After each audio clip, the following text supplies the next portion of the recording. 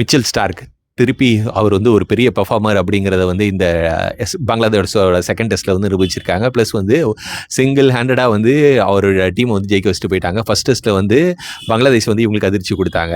இப்போ இந்த டெஸ்ட்டில் வந்து நாங்கள் யார், நாங்கள் தான் டாப்பு, நாங்கள் ஏன் வந்து டாப்பில் இருக்கோம் அப்படிங்கிறதுக்கான ஒரு ரீசன் கொடுக்குற மாதிரி இருந்துச்சு இந்த டெஸ்ட்டு.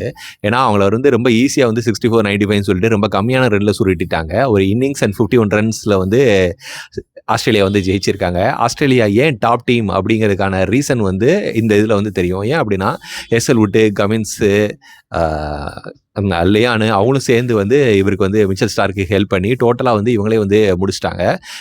இந்த டெஸ்ட்டே வந்து எப்படின்னா ஃபாஸ்ட் பவுலருக்கான டெஸ்ட் மாதிரி இருந்துச்சு. ஏன் அப்படின்னா மிச்சல் ஸ்டார்க் வந்து ஃபஸ்ட்டு இதில் வந்து ஃபஸ்ட் இன்னிங்ஸில் வந்து 6 விக்கெட்ஸு, செகண்ட் இன்னிங்ஸில் 4 விக்கெட்டு, டோட்டலாக 10 விக்கெட்ஸு.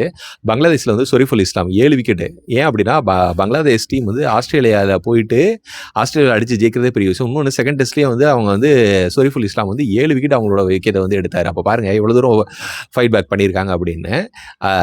இந்த டெஸ்ட் விக்டரி வந்து ஆஸ்திரேலியாவுக்கு வந்து என்ன சொல்கிறது, நாங்கள் தான் டாப்பு அப்படிங்கிற மாதிரி நிரூபிச்சிருக்காங்க. டோட்டல் வந்து அந்த WTC ரேங்கிங்லேயும் வந்து டாப்பில் தான் இருக்காங்க.